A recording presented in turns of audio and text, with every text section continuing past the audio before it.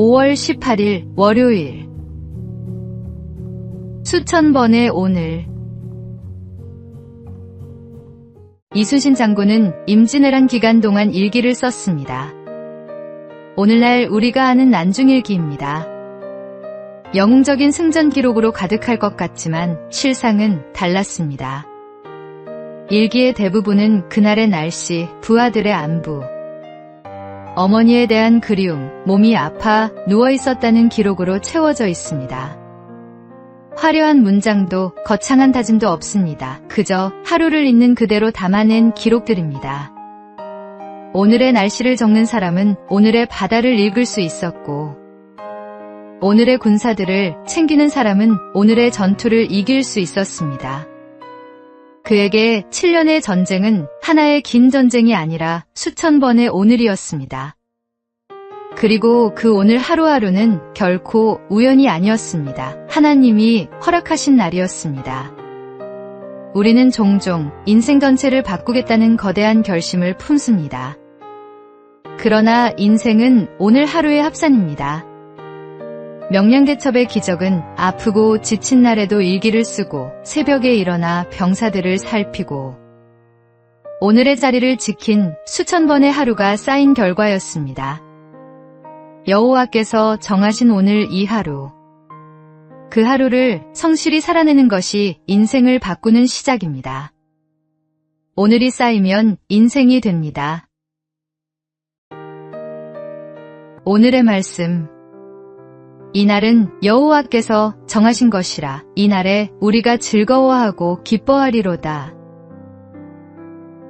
오늘의 만나.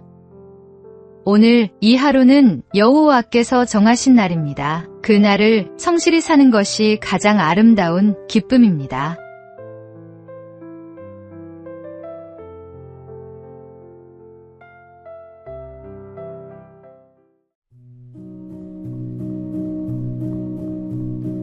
(5월 19일) 화요일.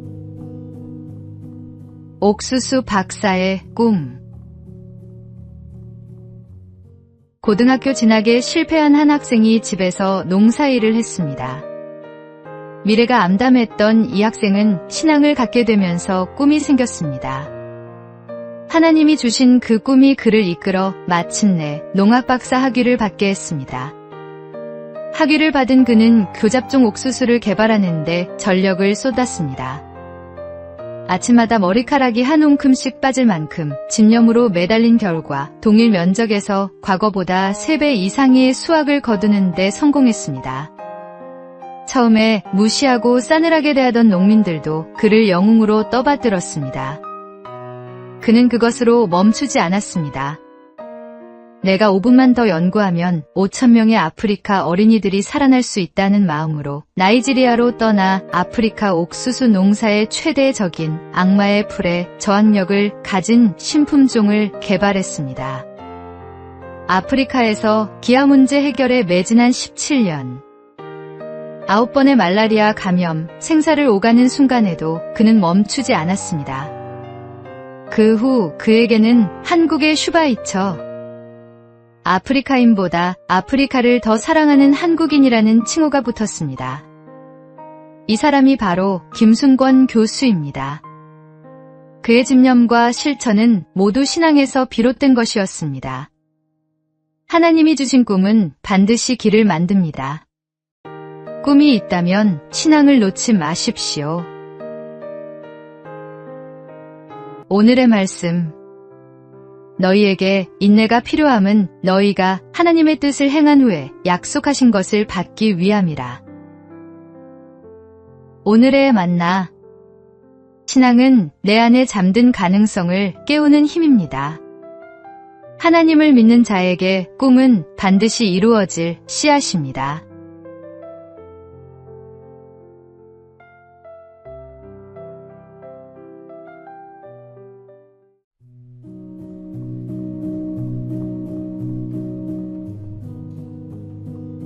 (5월 20일) 수요일.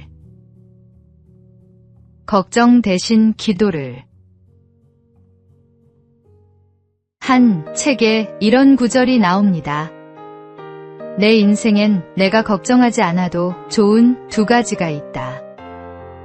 첫째, 내 힘으로 바꿀 수 없는 일에 대해서는 걱정할 필요가 없다. 그런 일을 붙들고 걱정하는 것은 어리석고 불필요하다.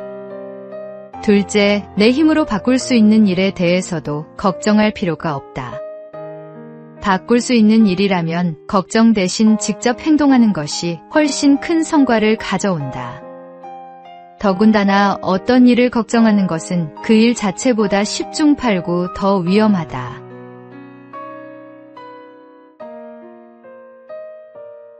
우리는 해결할 일은 빨리 해결해야 한다며 걱정하고 해결하지 못할 일은 어떻게 하느냐며 또 걱정합니다.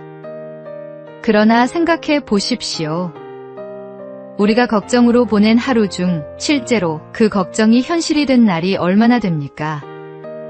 걱정은 문제를 해결하지 않습니다. 다만 오늘을 잠식할 뿐입니다. 하나님은 우리에게 아무것도 염려하지 말라고 하셨습니다. 그 말씀은 현실을 외면하라는 뜻이 아닙니다.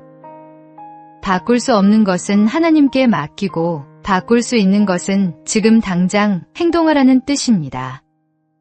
걱정을 내려놓을 가장 알맞은 자리는 기도의 자리입니다. 오늘의 말씀.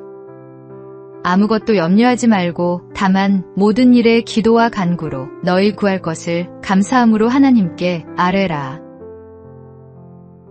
오늘의 만나.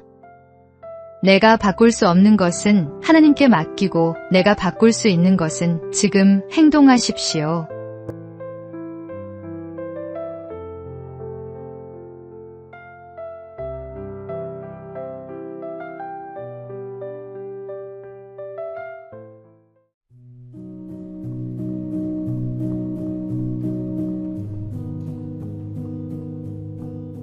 (5월 21일) 목요일.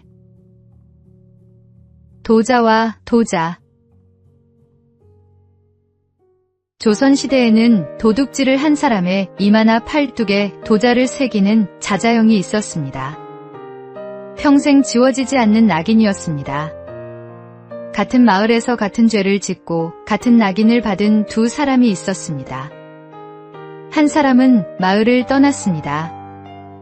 낯선 고을에 흘러들어 이마를 감추고 살았지만 숨기면 숨길수록 마음속 낙인은 더 깊어져 끝내 떠도는 삶을 벗어나지 못했습니다.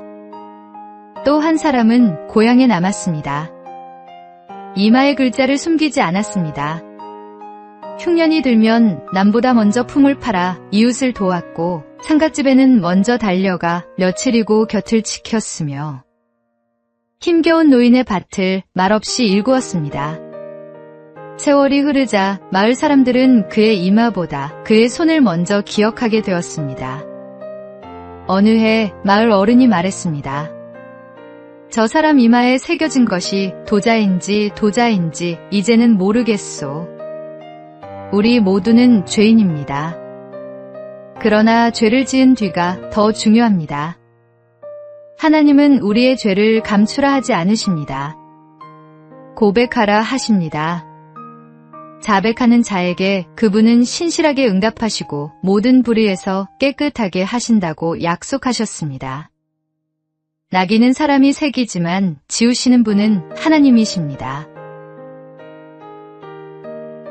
오늘의 말씀. 만일 우리가 우리 죄를 자백하면 그는 미쁘시고 의로우사 우리 죄를 사하시며 우리를 모든 불의에서 깨끗하게 하실 것이요. 오늘의 만나. 죄를 숨기는 자는 멀리 떠돌고 고백하는 자는 제자리로 돌아옵니다. 하나님께 정직하게 나아가는 것이 새로운 출발의 첫걸음입니다.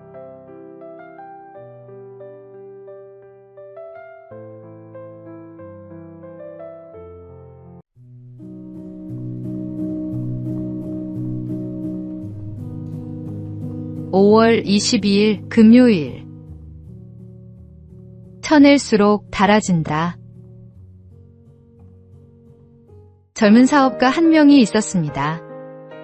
사업이 자리를 잡자 그는 더 많은 것을 움켜쥐고 싶었습니다. 오랜만에 고향을 찾은 그는 아버지가 마당에 감나무 가지를 쳐내는 모습을 보았습니다. 왜 멀쩡한 가지를 자르세요? 이 나무가 힘을 한 곳에 모아야 제대로 된 열매를 맺는다. 가지가 많으면 영양이 분산돼서 열매가 다 작고 맛이 없어. 쳐낼수록 남은 열매가 더 크고 달아지는 거야. 서울로 돌아온 그는 욕심으로 버려놓은 것들을 하나씩 쳐냈습니다. 처음에는 잃는 것 같아 두려웠습니다. 그러나 남은 힘을 한 곳에 집중하자 사업은 전보다 훨씬 단단하고 풍성해졌습니다. 쳐냄이 손해가 아니라 더 큰 열매를 위한 준비였던 것입니다. 하나님 아버지께서도 우리 삶의 가지를 살피십니다. 열매를 맺지 못하는 가지는 과감히 제거하시고 열매를 맺는 가지는 더 풍성하게 하려 깨끗하게 다듬으십니다. 그 가지치기가 때로는 아프고 억울하게 느껴질 수 있습니다. 그러나 그것은 버리심이 아니라 더 크고 단 열매를 위한 아버지의 손길입니다. 우리 삶에서 쳐내야 할 가지가 무엇인지 오늘 하나님 앞에 내어놓으십시오. 오늘의 말씀. 무릇 내게 붙어 있어 열매를 맺지 아니하는 가지는 아버지께서 그것을 제거해 버리시고 무릇 열매를 맺는 가지는 더 열매를 맺게 하려 하여 그것을 깨끗하게 하시느니라. 오늘의 만나. 더 풍성한 열매를 맺으려면 먼저 쳐내는 용기가 필요합니다. 오늘 하나님께 맡겨드릴 욕심의 가지가 무엇인지 살펴보십시오.